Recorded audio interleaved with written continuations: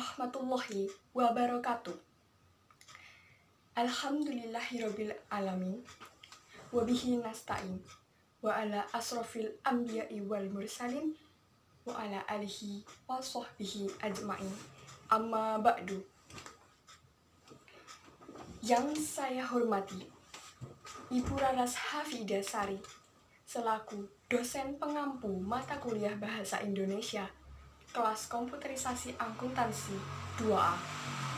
Yang saya banggakan, rekan-rekan seperjuangan mahasiswa Politeknik Negeri Madiun kelas komputerisasi akuntansi 2A. Pertama-tama, marilah kita panjatkan puji dan syukur kehadirat Allah Subhanahu wa Ta'ala karena atas limpahan berkat, rahmat, taufik, dan hidayahnya saya bisa berpidato pada kesempatan kali ini. Yang kedua, sholawat serta salam semoga tetap tercurahkan kepada junjungan kita Nabi besar Muhammad Shallallahu Alaihi Wasallam yang telah membawa kita dari zaman kebodohan menuju zaman Islamiyah yang terang benderang seperti saat ini. Pada kesempatan kali ini, izinkan saya mengatakan sepatah dua patah kata mengenai pemanasan global yang saya beri judul Gerakan Kecil untuk Dunia.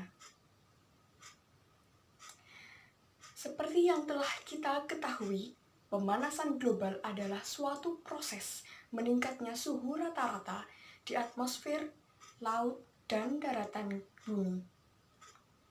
Meningkatnya suhu global ini diperkirakan akan membawa perubahan-perubahan seperti yang pertama, naiknya permukaan air laut. Kedua, meningkatnya intensitas fenomena cuaca yang ekstrim. Yang ketiga, perubahan pola dan jumlah presipitasi.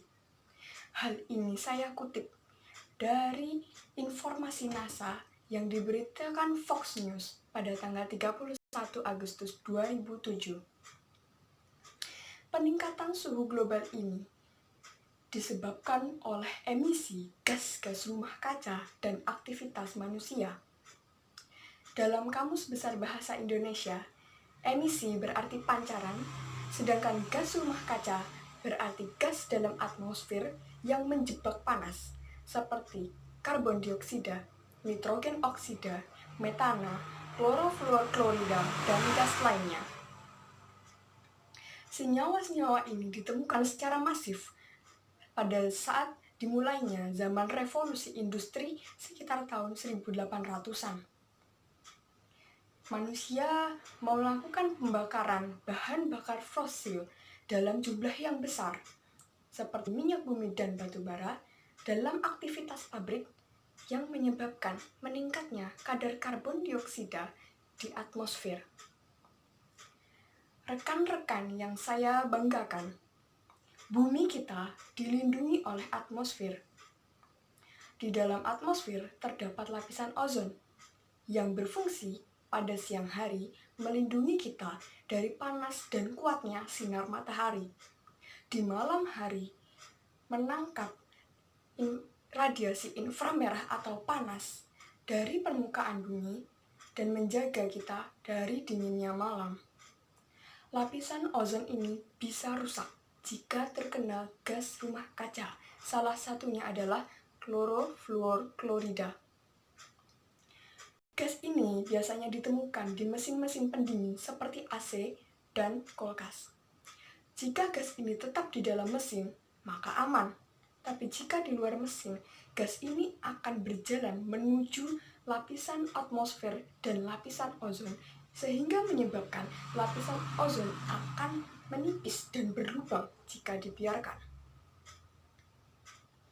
Lalu dampaknya tentu sangat berpengaruh terhadap aktivitas manusia.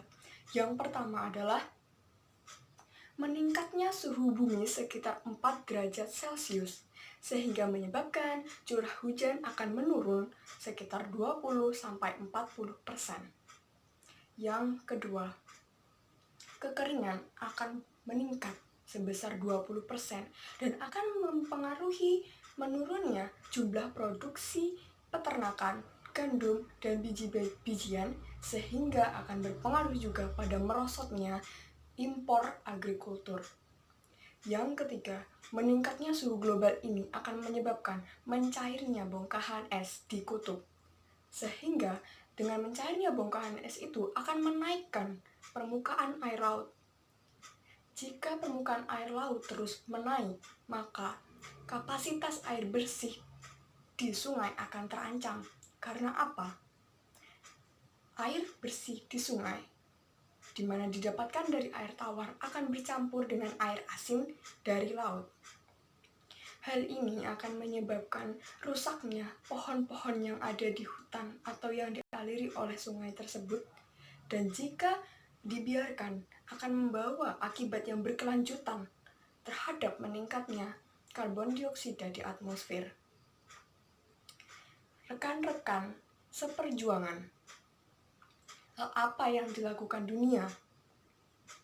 Dunia telah berpartisipasi dalam menghadapi permasalahan pemanasan global.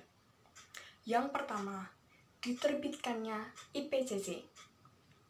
IPCC ini adalah panel pemerintah yang berisi ilmuwan dan ahli yang menyediakan data teknis, sosial, ekonomi berkaitan dengan perubahan iklim dan strategi untuk mengurangi emisi.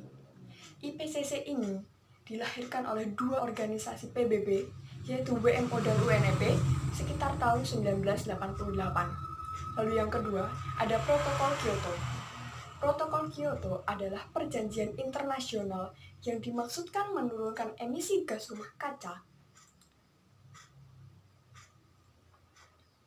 Protokol Kyoto ini ditandatangani oleh 181 negara dan Uni Eropa di Kyoto, Jepang. Lalu yang ketiga, ada Protokol Montreal. Protokol Montreal adalah perjanjian internasional yang dimaksudkan untuk melindungi lapisan ozon dan menyatakan bahwa CFC harus dihapuskan. Protokol Montreal ini ditandatangani oleh 197 negara di dunia di Montreal. Rekan-rekan, pemanasan global ini adalah permasalahan yang tidak bisa dihindari, tetapi bisa diperlambat laju pergerakannya. Kita sebagai manusia dan makhluk bumi harus melakukan suatu tindakan. Apa? Yang pertama, menanam pohon. Karena dengan menanam pohon bisa mengurangi kadar karbon dioksida di udara. Karena pohon itu akan menyerap karbon dioksida dan memprosesnya dengan menggantinya menjadi oksigen. Yang kedua, tanamkan prinsip 3R dalam diri kita. Reduce, reuse, dan recycle. Kurangi penggunaan plastik. Karena apa? Plastik membutuhkan berpuluh-puluh ton minyak setiap tahun dalam produksinya, dan plastik sangat sulit didaur ulang. Gunakan bahan-bahan yang lebih ramah lingkungan, seperti tas kain. Lalu yang ketiga, hemat energi. Hemat energi yang saya maksud adalah mengganti lampu pijar dengan lampu neon, mengurangi penggunaan AC atau kita bisa menggantinya dengan kipas angin. Lalu, jangan menggunakan alat elektronik atau jangan menyalakan alat elektronik seperti televisi jika tidak diperlukan. Hal ini saya maksud karena penggunaan energi yang berlebihan akan membakar lebih banyak bahan bakar fosil, sehingga akan memberikan kadar CFC ke dalam udara dalam jumlah yang besar. Hal ini akan mempercepat proses pemanasan global. Lalu, yang keempat adalah gunakan transportasi massal, seperti bis, kereta, dan angkutan umum lainnya. Atau gunakan transportasi yang ramah lingkungan, seperti sepeda. Atau, jika diperlukan, cukup jalan kaki saja, seperti yang telah dilakukan oleh negara-negara industri maju, seperti Jerman dan Korea Selatan. Lalu yang kelima, kita bisa gunakan energi terbarukan, seperti kincir angin, generator air terjun, sel surya, dan biogas karena kita bisa mengurangi produksi bahan bakar fosil. Jadi kesimpulannya rekan-rekan bahwa pemanasan global ini adalah permasalahan yang tidak bisa dihindari. Dan jika dibiarkan, maka laju peningkatannya akan semakin cepat. Pemanasan global ini disebabkan oleh emisi gas rumah kaca dan aktivitas manusia. Jika dibiarkan, maka akan berdampak bagi aktivitas manusia itu sendiri. Dunia telah berpartisipasi untuk menghadapi masalah ini. IPCC, Protokol Kyoto, dan Protokol Montreal. Kita sebagai makhluk bumi juga harus memberikan gerakan-gerakan, baik itu kecil atau besar, karena akan berpengaruh kepada bumi kita. Untuk itu, saya harap apa yang telah saya sampaikan ini sangat bermanfaat untuk rekan-rekan, dan mari kita satukan tangan kita, pegang tangan kita untuk menjaga bumi ini bersama-sama agar kita juga bisa hidup dengan nyaman di bumi kita ini. Saya rasa cukup sekian dari saya.